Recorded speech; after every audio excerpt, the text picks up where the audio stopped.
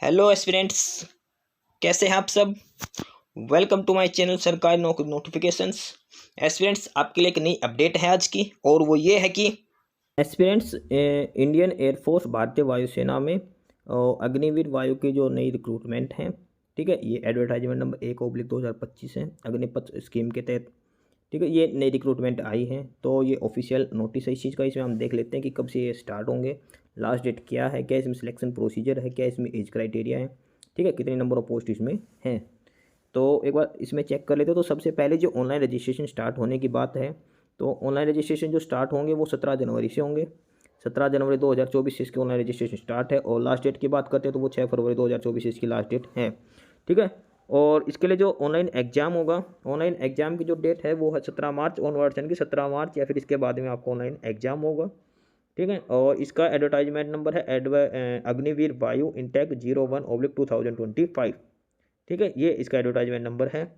एक बार फिर से देख लीजिए, 17 जनवरी से ऑनलाइन एप्लीकेशन स्टार्ट होंगी, 6 फरवरी इसकी लास्ट डेट है, ठीक है। एग्जाम की डेट है वो 17 मार्च के बाद की, 17 मार्च या फिर इसके बाद में आपका एग्जाम लिया जाएगा, ठीक है।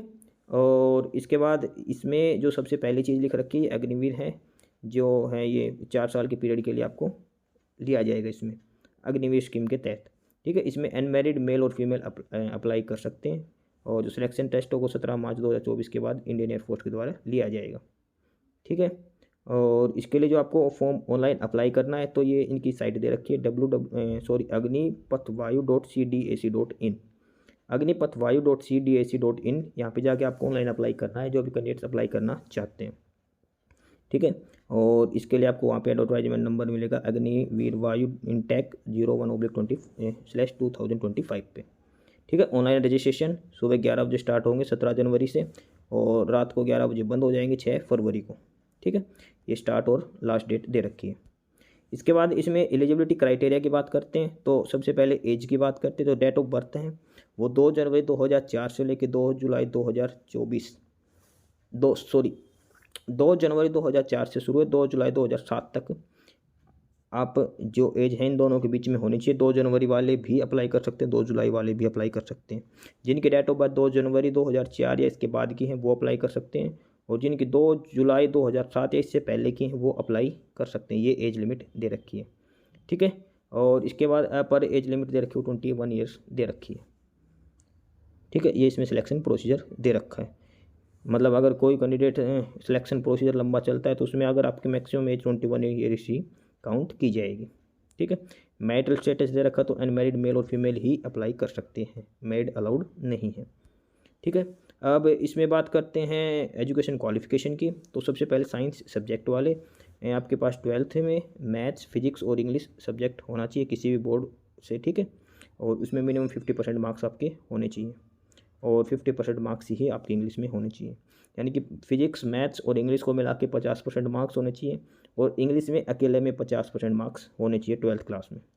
या फिर आपके पास 3 साल का इंजीनियरिंग का डिप्लोमा है, mechanical electrical electronics automobile computer instrument technology IT से, किसी भी गवर्नमेंट या पॉलिटेक्निक इंस्टीट्यूट से, तो 50% मार्क्स होने चाहिए। और साथ में 50% मार्क्स इंग्लिश में भी होने चाहिए डिप्लोमा कोर्स में, अगर आपके पास इंग्लिश है सब्जेक्ट। अगर डिप्लोमा के दौरान आपके पास इंग्लिश सब्जेक्ट नहीं है तो आपके पास जो 10th या 12th में जब भी इंग्लिश था आपको 50% मार्क्स उसमें होने चाहिए, ठीक है। ये तो था साइंस वालों के लिए। अगर ये भी नहीं है तो आपके पास 2 साल का वोकेशनल कोर्स होना चाहिए with non vocational subject, physics और मैथ आपके पास 2 सब्जेक्ट होने चाहिए 50% मार्क्स के साथ, और इंग्लिश में 50% मार्क्स होने चाहिए। अब है अदर देन साइंस सब्जेक्ट, जिसके पास साइंस नहीं है उनको 12th पास होने चाहिए, ठीक है, किसी भी बोर्ड से किसी भी स्टेट यूटी से विद 50% मार्क्स इन एग्रीगेट और 50% मार्क्स इन इंग्लिश। यानी कि आपके पास 12th में 50% मार्क्स होने चाहिए मिनिमम, और इंग्लिश में अलग से 50% मार्क्स होने चाहिए। या फिर आपके पास 2 साल का वोकेशनल कोर्स है किसी भी सेंटर स्टेट या यूटी से, तो उसमें मिनिमम 50% मार्क्स चाहिए, और इंग्लिश में अलग से 50% मार्क्स चाहिए, ठीक है। मतलब ये है कि इसमें आपको 12th मैंडेटरी है, ठीक है, और उसमें 50% मार्क्स चाहिए एग्रीगेट, और साथ में इंग्लिश में अलग से 50% मार्क्स काउंट होने चाहिए इसमें, ठीक है। ये इसमें दे रखा है सारा कुछ। और इसके बाद आगे इसमें बात करते हैं कि 3 साल का इसमें डिप्लोमा भी मांग रखा। अगर आपके पास 3 साल का इंजीनियरिंग डिप्लोमा कर रखा तो भी आप अप्लाई कर सकते हो, बशर्ते आप अपनी एज लिमिट का ध्यान रखना, ठीक है। इसके बाद है इसमें मेडिकल स्टैंडर्ड्स चेक करते हैं। तो इसमें हाइट मांग रखी फॉर मेल कैंडिडेट्स, जो आपकी हाइट होनी चाहिए 152.5 152.5 सेंटीमीटर आपकी हाइट होनी चाहिए। फीमेल कैंडिडेट्स की बात करते हैं तो मिनिमम हाइट है जो 152 सेंटीमीटर आपकी हाइट होनी चाहिए। और जो नॉर्थ ईस्ट जो हिल स्टेशन है उत्तराखंड से, तो आपकी मिनिमम हाइट 147 सेंटीमीटर भी एक्सेप्ट की जाएगी। ठीक है। और अगर आप लक्षद्वीप से हैं तो आपकी हाइट 150 सेंटीमीटर होनी चाहिए। ये अलग अलग दे रखी है हाइट के लिए। ठीक है। और वेट के लिए दे रखा, तो हाइट और एज के हिसाब से आपका वेट होना चाहिए। इसके बाद अगला है जो चेस्ट का, तो चेस्ट का जो मिनिमम चेस्ट है जो मेल कैंडिडेट्स के लिए वो 77 सेंटीमीटर होनी चाहिए विदाउट एक्सपेंसन। और एक्सपेंसन जो छाती का फुलाव होना चाहिए वो 5 सेंटीमीटर का होना चाहिए। ठीक है। फीमेल के लिए इनका मिनिमम रेंज 5 सेंटीमीटर का मिनिमम रेंज एक्सपेंसन मांग रखा है। ठीक है। सिर्फ एक्सपेंसन होना चाहिए 5 सेंटीमीटर का। इसके बाद है अगला हियरिंग कैपेसिटी में नॉर्मल हियरिंग होनी चाहिए। डेंटल के लिए दांत मिनिमम 14 डेंटल पॉइंट्स होने चाहिए। ठीक है। और विजुअल एक्टी की 6/12 की हाइट भी है जो 6/6 तक हो सकती है, वो भी चलेगी।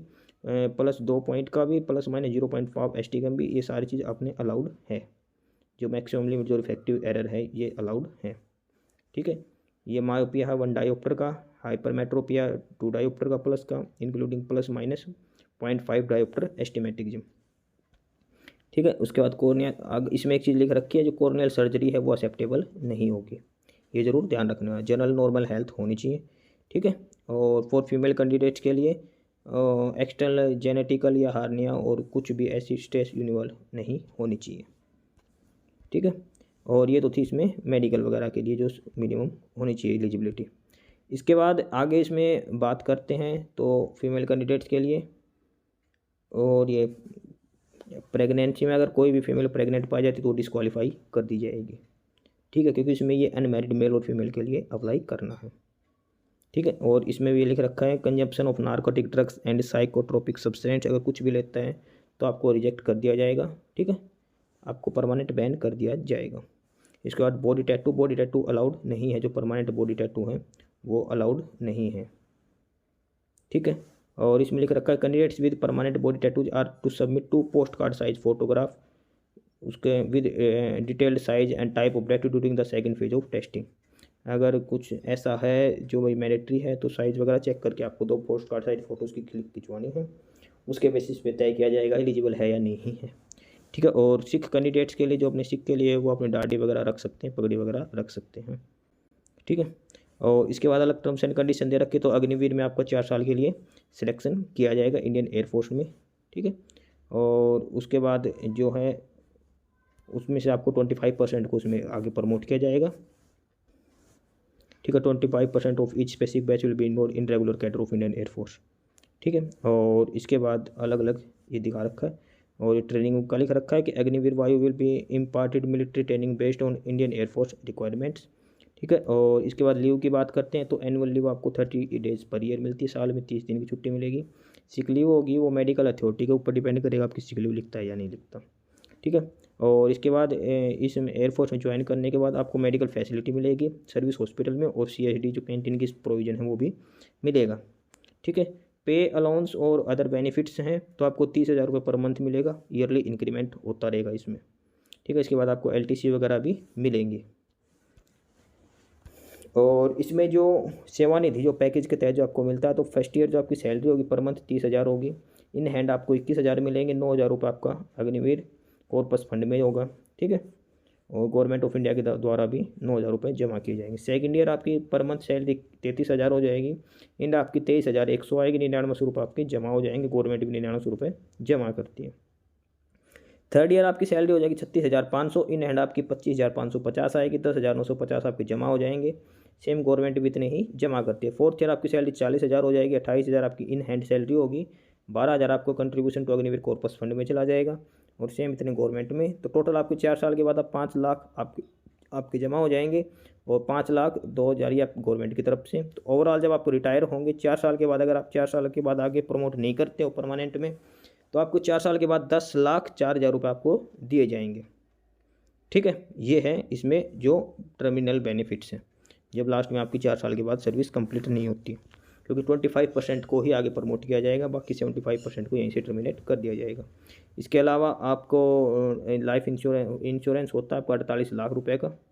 ठीक है। 48 लाख का आपके इंश्योरेंस दिया जाएगा एंगेजमेंट पीरियड के दौरान।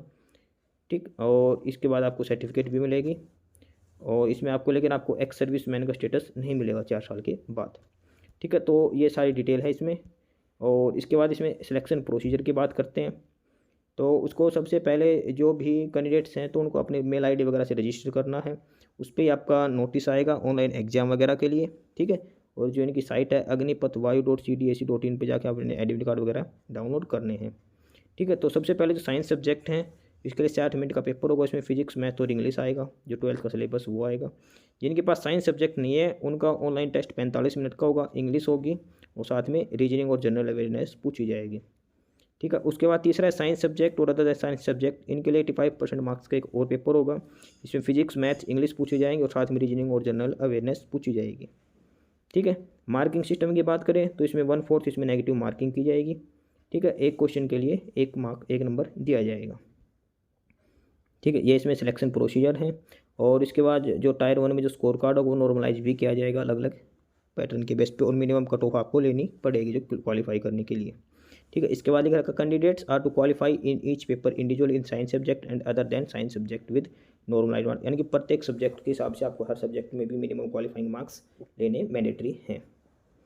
ठीक है, और इसमें लिख रखा है जो आपके एडमिट कार्ड होंगे वो आपकी मेल आईडी पे सेंड किए जाएंगे। ठीक है, और फेज 2 के एडमिट कार्ड भी अलग से प्रिंट आउट दिए जाएंगे, अलग से मेल पे सेंड किए जाएंगे, उनका कलर प्रिंट लेना है। ठीक है, और इसके बाद ये लिख रखा है कि प्रिंट आउट होना चाहिए फेज 2 एडमिट कार्ड का। HB पेंसिल, इरेजर वगैरह जो आपके रिटर्न के लिए चाहिए वो सब डॉक्यूमेंट्स आपके पास होने चाहिए। ठीक है, 8 copies of unattested passport size photograph होनी चाहिए। Original and 4 self attested photocopy of matriculation part 10th class की सर्टिफिकेट, उसकी 4 सेल्फ अटेस्ट कॉपी होनी चाहिए। सेम ओरिजिनल और 4 कॉपी 12th क्लास की मार्कशीट के 12th के लिए भी मांग रखा ही है, या फिर डिप्लोमा जो आपके पास क्वालिफिकेशन है उसके डॉक्यूमेंट्स मांग रखे हैं। ठीक है, अगर आपके पास NCC है तो उसकी भी होनी चाहिए। और एडिशनल स्किल में आपके पास लाइसेंस वगैरह सारे डॉक्यूमेंट्स आप ले जा सकते हैं।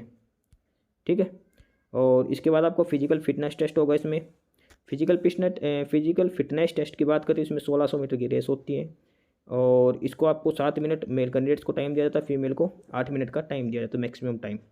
ठीक है, और जो भी फिजिकल टाइम क्लियर करता है उसको आगे फर्दर प्रोसीजर के लिए आपको सेलेक्ट किया जाता है। ठीक है, और उसको अगले जो फिजिकल जो टेस्ट होता है PF2 फिजिकल फिटनेस टेस्ट, तो वो आपको 10 मिनट के बाद, ये रेस लगाने के 10 मिनट बाद ही आपका फिजिकल फिटनेस टेस्ट शुरू हो जाएगा। उसमें सबसे पहले आपको 10 पुशअप लगानी है 1 मिनट के अंदर। ठीक है, इसके बाद 10 सीटअप्स लगानी है 1 मिनट के अंदर, 20 स्क्वाट्स लगानी है 1 मिनट में मेल कैंडिडेट्स के लिए। ठीक है, और test will be after 10 running के 10 मिनट बाद आपको ये शुरू हो जाएगा, और ये 10 पुशअप के 2 मिनट बाद ही आपको 10 सीटअप्स लगानी है। इसके 2 मिनट बाद ही आपको 20 स्क्वाट्स लगानी है। ठीक है, ये बीच में आपको टाइम ब्रेक इतना ही दिया जाएगा। फीमेल की बात करते हैं तो 10 सीटअप्स लगानी है 1 मिनट 30 सेकंड में, और रेस के 10 मिनट बाद में ही, और इसके 2 मिनट बाद में ही 15 स्क्वाट्स लगानी है 1 मिनट के अंदर। ठीक है, ये इसमें फिजिकल फिटनेस टेस्ट जो सेकंड है उसका प्रोसीजर है। फिजिकल फिटनेस टेस्ट फर्स्ट में 1600 मीटर की रेस है, मेल के लिए 7 मिनट में, फीमेल के लिए 8 मिनट में। ठीक है, और इसके बाद है एडेप्टेबिलिटी टेस्ट। जो फिजिकल टेस्ट पास करेगा उनको अडेप्टेबिलिटी टेस्ट में जाना पड़ेगा। ठीक है, उनको एयरफोर्स में जाना पड़ेगा और मिल्की वे में अपना चेक करना पड़ेगा। उसके बाद मेडिकल एग्जाम होगा आपका, और मेडिकल एग्जाम होने के बाद फाइनल लिस्ट के हिसाब से आपका सिलेक्शन किया जाएगा। ठीक है, ये सारी डिटेल इसमें दे रखी है, और इसमें अप्लाई करने का ये प्रोसीजर दे रखा है। एग्जामिनेशन फ़ीस दे रखी है, रिफंड नहीं होगा इसमें भी। फीस का अगर मल्टीपल फीस कर दे तो भी कोई भी एग्जाम सेंटर चेंज नहीं होगा, ये क्लियर मेंशन कर रखा है। Request for change of examination और date of selection test will shall not be entertained, किसी भी कंडीशन में चेंज नहीं होगा। ठीक है, और तो ये सारी इसमें डिटेल हैं। तो जो भी कैंडिडेट्स अप्लाई करना चाहता है तो वो अप्लाई कर सकते हैं। ठीक है, एक बार फिर से इसमें बता देते हैं। स्टार्टिंग डेट है जो इसकी 17 जनवरी है, लास्ट डेट इसकी 6 फरवरी है। 6 फरवरी तक आप ऑनलाइन अप्लाई कर सकते हो। 12th इसमें मांग रखी है, और एज लिमिट दे रखी है 2 जनवरी ही 2004 से लेकर 2 जुलाई 2007 तक, दोनों डेट इसमें शामिल है। इंडियन एयरफोर्स अग्निवीर वायु के लिए आप अप्लाई कर सकते हैं। ठीक है, बाकी नई अपडेट्स के लिए, नई इन्फॉर्मेशन के लिए आप हमारे चैनल सरकारी नौकरी नोटिफिकेशन सब्सक्राइब जरूर करें। वीडियो को लाइक करिए, शेयर करिए, जुड़े रहिए हमारे साथ। मिलते रहेंगे नए अपडेट्स के साथ। थैंक यू, तब तक के लिए बाय।